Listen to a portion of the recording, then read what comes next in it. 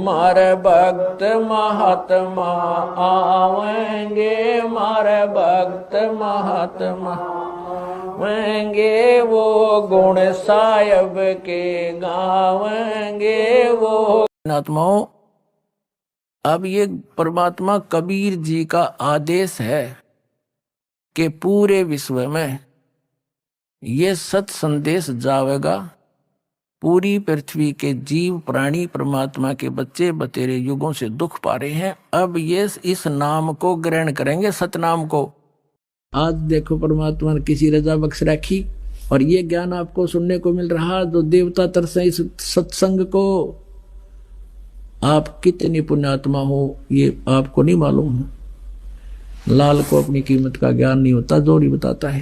तो अब इस दास को परमात्मा ने भेजा है आपके लिए अधिकारी बना के और complete in all respect course दे के, और अब आपका पूरे विश्व का कल्याण हो सकता है जिस शरण में आके भक्ति करोगे।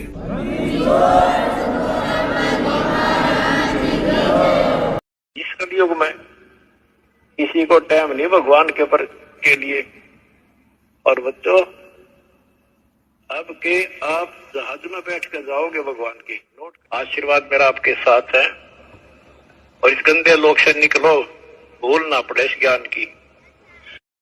बच्चों, आने वाली पीढ़ियां आपको भी याद करा करेंगी जब तक चांद सूरज रहेंगे। आपका नाम रहेगा कि हमारे कौन माता पिता, कौन दादा परदादा दादी इसे अमृत ज्ञान को हमारे कुल में लाए थे। आने वाली पीढ़ियों के उद्धार के लिए तुम जिम्मेवार हो, कुर्बान हो जाओ। परमात्मा आपको मोक्ष दे, सदा सुखी रखे। सब साई।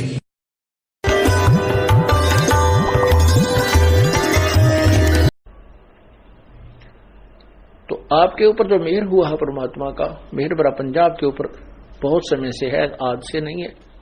लेकिन हम इतने अनजान हैं और काल के दबाव में, त्रिगुण माया के प्रभाव में भी इतने हैं, इतना ज्ञान सुनकर भी हम ये दृढ़ नहीं हो पाते। हम डगमग कहीं ना कहीं हो ही जाते हैं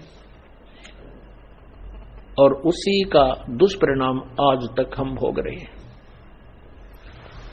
अब आपके ऊपर परमात्मा ने एक विशेष कृपा की है।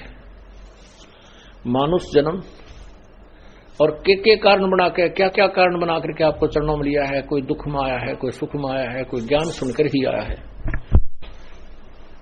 जिस कारण से भी आप यहां आए हो, कोई दुखी आया है और अब इस ज्ञान को समझ रहा है वो आकर के, क्योंकि उसको बोला जाता है कि आप सत्संग में अवश्य आओगे, अन्यथा आपका कष्ट निवारण नहीं हो पाएगा। इसलिए बोला जाता है सत्संग में आपको कि आपको धनी बनाना है। आप युगों युगों के निर्धन हो चुके हो इस भक्ति मार्ग के।